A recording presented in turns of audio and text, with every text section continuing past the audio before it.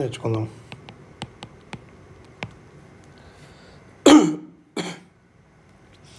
ఇది world bank release చేస్తుంది. ఎంత ఈజీ ఆర్ డిఫికల్ట్ ఉంది ఒక బిజినెస్ ఆర్గనైజేషన్ ఒక కంట్రీలో రన్ అవ్వడానికి. సింపుల్ యావరేజ్ మీద ఉంటుంది. 10 పారామీటర్స్ ఉంటుంది.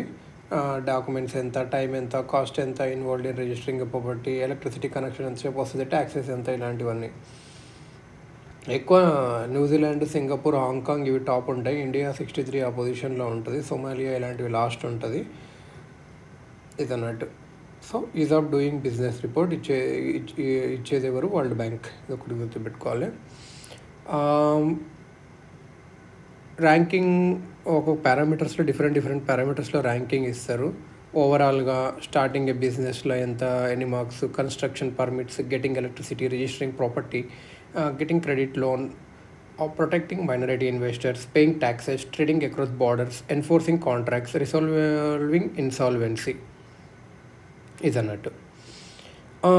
Is of doing business Indian స్టేట్స్కి ఈజ్ ఆఫ్ డూయింగ్ బిజినెస్ అనేది మన ఇండియాలో కామర్స్ మినిస్ట్రీ కింద ఉన్న department of industrial promotion and internal trade, department of industrial promotion and internal trade, Department of Industrial Promotion and Internal Trade with the help of World Bank.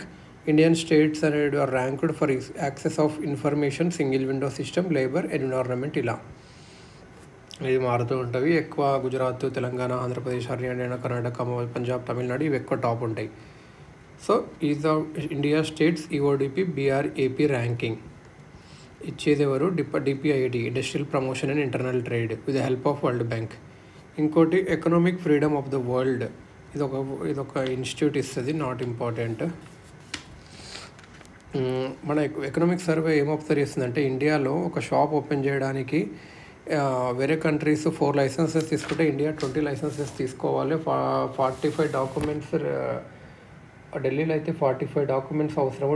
Delhi police permission రావడానికి ఒక restaurant తెలియాలంటే. వేరే కంట్రీలో అయితే తక్కువ ఇది అన్నట్టు. హాంకాంగ్లో కన్స్ట్రక్షన్ పర్మిట్స్ 2 months లోపు వస్తే ఇండియాలో 4 months అవుతుంది అన్నట్టు. సో ఇది గవర్నమెంట్ కొన్ని చట్టాలను తీసేసింది, కొన్ని రూల్స్ని కూడా తీసేసింది. ఎందుకంటే ఊకే అనవసరమైనవి అని చెప్పి new phase of ease on doing business announce చేసింది. డిజిటైజేషన్ చేసింది మాన్యువల్ ప్రాసెసెస్ని. Idea of trust based governance, integration of the central and state level systems through IT bridges, citizen centric services, removal of overlapping compliances, crowd sourcing of suggestions.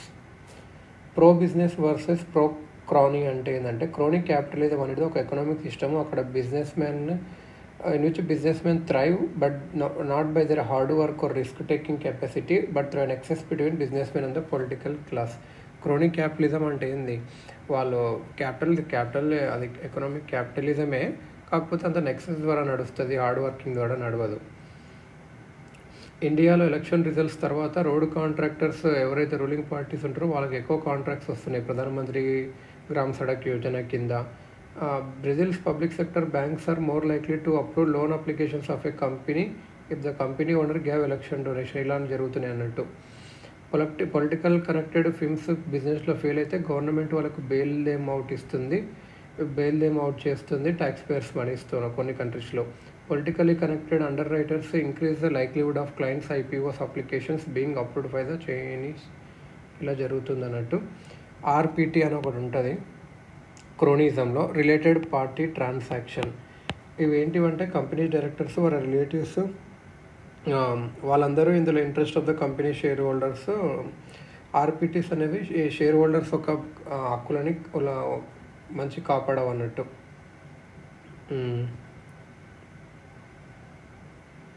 So ఇది అన్నట్టు ఇదేది cronyism. RPT transactions వల్ల company directors వల్ల loss అవుతుంది. క్రోనిజంకి ఇంకా ఏం చెప్పాలి అంటే economist David Ricardo and rent seeking ఏం చెప్పారంటే, mobile company political bribes spectrum లైసెన్స్కి ఇస్తుంది. ఈ కంపెనీ ఏం చేస్తుంది? హై ఫీజెస్ పెడుతుంది ప్రీపెయిడ్ ప్లాన్స్, డేటా ప్లాన్స్ వల్ల వాళ్ళ ఆపరేషనల్ కాస్ట్, ప్రాఫిట్, బ్రైబ్స్ ఇవన్నీ కంట్రోల్ చేయడానికి. ఇలానే coal based thermal sector electricity prices మీద కూడా ఇలా టోల్ ఛార్జెస్ కూడా ఇలానే. ప్రైవేట్ హాస్పిటల్స్లో కూడా ఫీజు ఇలానే, ఎందుకంటే వాళ్ళందరికీ ఇవ్వాల్సి వస్తుంది. ఇంకా pro business versus pro quality pro crony policies. Pro business policies ఎలా ఉంటాయి? Easy to start A business, register property, enforce contracts, increase competition అలా అన్నట్టు. ప్రో క్రోనీ అయితే ఎగ్జిస్టింగ్ కంపెనీస్ అందరూ బ్రైబ్స్ ఇస్తారు, కాంపిటీషన్ తగ్గిస్తారు, వాళ్ళకి హెవీ ప్రాఫిట్స్ వస్తాయి, విల్ఫుల్ డిఫాల్టర్స్ స్ట్రిక్ట్గా డీల్ చేయరు, ఇలాంటివి జరుగుతూ ఉంటాయి. ప్రో క్రోనీ వల్ల ఏం జరుగుతుంది? వెల్త్ అనేది డిస్ట్రాయ్ అవుతుంది. అదే ప్రో బిజినెస్ ఉంటే కాంపిటేటివ్ జరుగుతుంది, ఇన్నోవేషన్ వస్తుంది, లోవర్ ప్రైజెస్ వస్తాయి, బెటర్ సర్వీస్ క్వాలిటీ వస్తుంది, డిమాండ్ పెరుగుద్ది, ప్రొడక్షన్ పెరుగుద్ది, జీడిపి పెరుగుద్ది, వెల్త్ క్రియేట్ అవుతుంది. Ease of doing business, judicial reforms.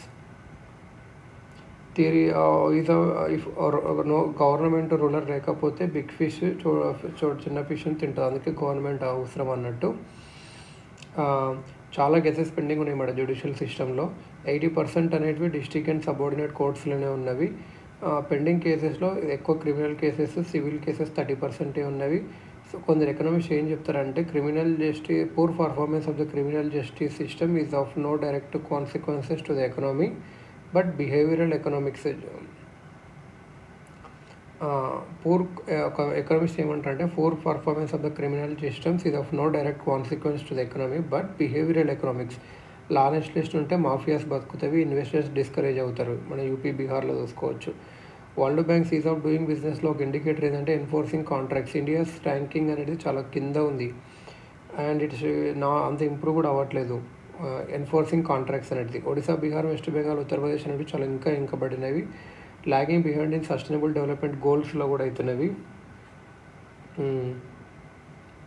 ఇదన్నట్టు ఎక్కువ జ్యుడిషియల్ ఎక్కువ జడ్జెస్ని పెట్టాలి డిస్ట్రిక్ట్ అండ్ సబార్డినేట్ లెవెల్ కోర్ట్స్లో.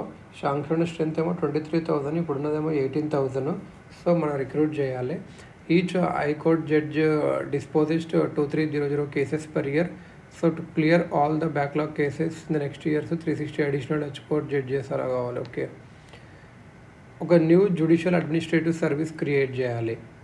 కేసెస్ని తొందర చేయడానికి, స్టాఫ్స్ ఎఫిషియన్సీని పెంచడానికి, లైక్ కోర్టు మేనేజర్ కానీ, బెయిలిఫ్ కానీ, జ్యుడిషియల్ క్లర్క్స్ కానీ, లీగల్ అసిస్టెంట్స్ కానీ, ట్రాన్స్లేటర్స్ కానీ, టైపిక్స్ కానీ, స్టెనోగ్రాఫర్స్ కానీ ఇలా. But there recruitment syllabus, eligibility conditions and training mechanism is not uniform across India. Many tribunals recruit staff on ad hoc contract basis మీద చేస్తుండ్రు, అడిక్వేట్ ట్రైనింగ్ ఇవ్వరు. So separate cadre of government employees ఉంటే బాగుంటుంది. Administrative support to judges ఉంటుంది. ఒక Indian courts and tribunal service, అట్లా Indian courts and tribunal service IAS లాగా create చేస్తే అడ్మినిస్ట్రేటివ్ ఆస్పెక్ట్స్ కూడా పెంచుతుంది అన్నట్టు. Document storage, data processing, back office functions through ICT, re-engineering ఇలా. E-governance, ICT technology. Lower courts consume a lot of time in sending notice or summons, recording witness statements. Higher court cannot proceed until it receives case records from lower court.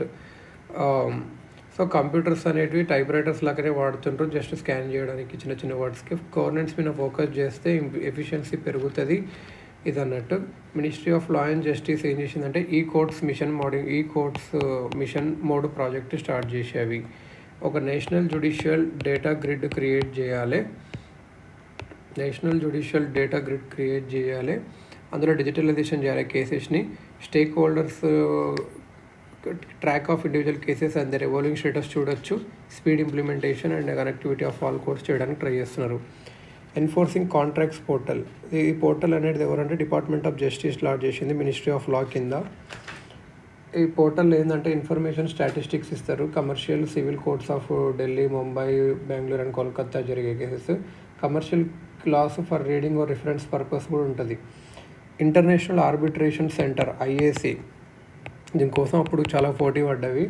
Arbitration అనేది ఏంది? Alternate dispute resolution ADR system to settle disputes outside the judiciary courts using an impartial third party.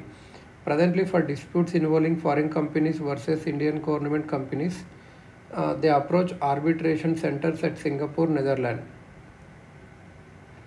An international arbitration center will be set up in the Gift City for timely settlement of disputes under international jurisprudence. Is that too? సింగపూర్కి, నెదర్లాండ్స్కో పోదే కన్నా gift సిటీలో international arbitration centre పెడితే ఇక్కడికి వెళ్తారు అన్నట్టు. Judicial Rishu మీద case pendency అనేది తగ్గియవచ్చు. Judges recruit చేయడం వల్ల, separate cadres of judicial administrative service create చేయడం వల్ల, వర్కింగ్ డేస్ ఆఫ్ కోర్ట్ పెంచడం వల్ల, ఐసీటీ టెక్నాలజీ వల్ల మన స్టేట్ని సెక్యూర్ చేయాలి. సోషల్, ఎకనామిక్, పొలిటికల్ జస్టిస్ అందరికీ ఇవ్వాలి. జ్యుడిషియల్ డిలేస్ వల్ల ఏమవుతుందంటే విక్టిమ్స్ కోర్టుకి వెళ్ళడానికి బంద్ చేస్తారు అన్నట్టు. విక్టిమ్ సైలెంట్గా ఇంజస్టిస్ భరిస్తాడు, ఒక మాఫియా దగ్గరికి వెళ్తాడు అన్నట్టు. ఇది atmosphere of insecurity and vigilantism promote చేస్తుంది, మాబ్ లించింగ్ కూడా చేస్తుంది అన్నట్టు. Transparency international corruption perception index, corruption perceptions index. ఇక్కడ ఇది ఒక ట్రాన్స్పరెన్సీ ఇంటర్నేషనల్ అనేది ఒక global civil society organisation fighting against corruption. Focus on conflicts of interest, preferential treatment given to wealthy, regulate electoral financing, election integrity, regulate mob lobbying activities. ఇదన్నీ దానిని బట్టి ఇవన్నీ చేయాలి. కాన్ఫ్లిక్ట్ ఆఫ్ ఇంట్రెస్ట్ మీద focus చేయాలి, preferential treatment given to wealthy దాని మీద focus చేయాలి, ఎలక్ట్రల్ ఫైనాన్సింగ్, ఎలక్షన్ ఇంటిగ్రిటీని చెక్ చేయాలి, కరెక్ట్ ఉండాలి, లాబింగ్ యాక్టివిటీస్ని కంట్రోల్లో పెట్టాలి. ఇండియాలో ఓవర్ రెగ్యులేషన్స్ ఉన్నాయని చెప్పి ఎకనామిక్ సర్వే చెప్తుంది. Company wants to undergo liquidation అవ్వాల్సి వస్తుంది అనుకో, చాలా ఎక్కువ డేస్ పడుతుంది. ఎందుకంటే కంపెనీ ఎన్ఓసి తెచ్చుకోవాలి ట్యాక్స్ నుంచి, ట్యాక్స్ అథారిటీస్ నుంచి, ఈపీఎఫ్ఓ, ఫారిన్ ఎక్స్చేంజ్ నుంచి. ట్యాక్స్ డిస్ప్యూట్ లేకున్నా, కోర్ట్ లిటిగేషన్ లేకున్నా, పెండింగ్ లేకున్నా, పేపర్ వర్క్ అనేది ఇంకా even if all the paper work is complete still ఇంకా టైం పడుతుంది. World bank is of doing business ప్రకారం ఒక కమర్షియల్ కోర్టులో కాంట్రాక్ట్ ఇన్ ఇండియా రిజాల్వ్ చేయడానికి 1000 days పైన పడుతుంది. సింగపూర్లో అయితే 120 days పడతాయి. అన్డ్యూ డిలేస్ వస్తే rent seeking or opaque decision making by the government officials అవుతుంది. Over regulation and uncertainty. Human rationality is bounded because women do not have all the information required for best decision making. The future is unknown. While writing a contract, it is difficult to anticipate and specify all obligations for all parties in all possible contingencies. ఇదన్నట్టు అంటే ఒక contract రాసేటప్పుడు అన్ని ముందే మనం చేయలేమన్నట్టు. Government officials create too many rules in such uncertain climate to save themselves from criticism by the court కాగల. More number of rules అయితే does not mean less discretion for office. In fact, more number of rules, more discretion, because the rules can be interpreted in multiple ways. Opportunity for corruption, nepotism.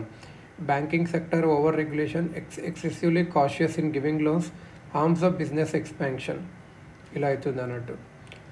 Transparency of rules act అని ఈ last కింద ఏంటంటే అన్ని organisations వాళ్ళ latest rules and regulations ఒక unified and commercial ఫార్మాట్లో పెట్టాలి అన్ని లాంగ్వేజెస్లో. TORA transparency of rules act. Transparency of rules act ఇది అన్నట్టు.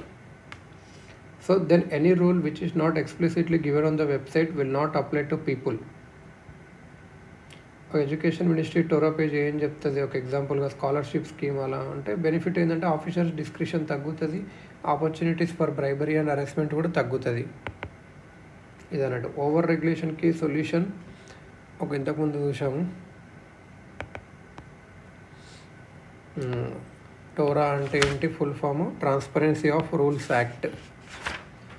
ఇంకోటి ఏంటంటే minimum government maximum governance is the solution అన్నట్టు.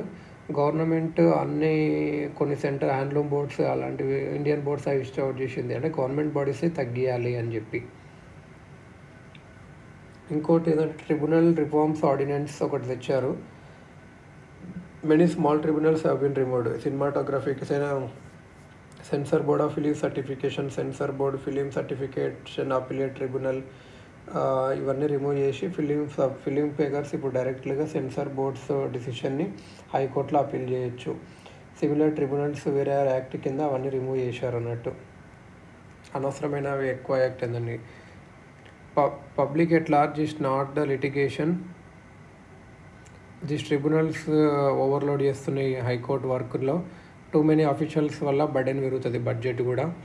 ఇప్పుడు లేబర్ రిఫార్మ్స్ చూసుకుంటే చాలా లాస్ ఉన్నాయి. Minimum wages act 1948, payment of wages act 1936, payment of bonus act 1965, equal remuneration act 1976. Entrepreneurs అనేవాళ్ళు చాలా మల్టిపుల్ ఫామ్స్ ఫిల్ చేయాలి. యాన్యువల్ ఇన్స్పెక్షన్స్ చాలా రకాలుగా జరుగుతాయి. దీనివల్ల ఈజ్ ఆఫ్ డూయింగ్ బిజినెస్ లేదు. సెకండ్, నేషనల్ లేబర్ కమిషన్ 2012 ఏం చెప్పింది అంటే simplify and consolidate this laws. So government ఈ లాస్ని తీసేసి 4 లేబర్ కోడ్స్ పెడతామని చెప్పి చేసింది అన్నట్టు. ఒకటి ఫస్ట్ది ఏంటంటే కోడ్ ఆన్ వేజెస్ 2019. ఇందులో ఏం చెప్పిందంటే payment of wages act 1936, minimum wages act 1948, payment of bonus act 1965, equal remuneration act 1976. ఇది code on industrial relations. Code on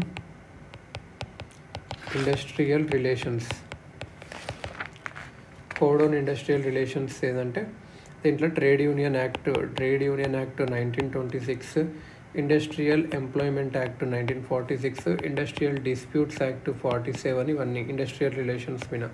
code on social security and welfare, ఇది 2020. ఇది ఇక్కడ ఏమొస్తాయి అంటే employees compensation act 1923, maternity benefit act 1961, payment of gratuity act 1972, unorganised workers social security act 2008. ఇంకా ఇది ఒక important code on occupational safety, health and working conditions. Occupational safety, health and working conditions.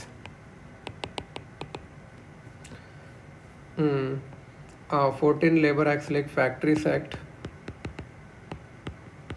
1948, plantation labour act, mines act, building and other construction workers act, ఇవన్నీ కలిపి ఇవన్నీ labour code bills pass చేయకముందు labour ministry amend చేస్తూ ఉంటుండే is of doing బిజినెస్కి, ఇంకా labour వెల్ఫేర్కి. ఇలా అన్నీ కొన్ని చూద్దాం అంటే ఇప్పుడు మెటర్నిటీ బెనిఫిట్ అమెండ్మెంట్ యాక్ట్ 2017లో ఇట్లా అమెండ్మెంట్ చేశారు. ఫ్యాక్టరీస్కి, మైన్స్కి, ప్లాంటేషన్స్కి ఇంక అందరికీ ఎలిజిబుల్. మెటర్నిటీ లీవ్ని పెంచారు 26 వీక్స్కి. ఉమెన్ ఒకవేళ అడాప్ట్ చేసుకుంటే 12 వీక్స్ పెయిడ్ లీవ్ ఫర్ వస్తుంది. ఫ్యాక్టరీలో 50 వర్కర్స్ అని ఎక్కువ ఉంటే క్రీచ్ ఫెసిలిటీ పెట్టాలి. మెటర్నిటీ తర్వాత మెటర్నిటీ లీవ్ అయిపోయిన తర్వాత ఇంకా కూడా పెంచవచ్చు, వర్క్ ఫ్రమ్ హోమ్ ఇవ్వచ్చు. ఎవరీ ఉమెన్ వర్కర్కి వాళ్ళ రైట్స్ ఇన్ రైటింగ్ చెప్పాలి. Payment of wages amendment act, employer was legally required to pay salary in physical cash only. Act నెఫ్ట్లో చెక్లో అలా పెట్టాడు. Child labour prohibition amendment act ఒకటి ఉంది. Below 14 years can't be employed anywhere. TV, cinema, sports, సర్కస్లో పెట్టకూడదు, non జాడియాస్లో పెట్టాలి. Adolescents between 14 to 8 can be applied but only in non hazardous work. Apprentices amendment act regulated the training of apprentices in the industry. Government ఏం చేసిందంటే apprentices use stipend ఇట్లా ఇచ్చింది అన్నట్టు, ఇది అన్నట్టు.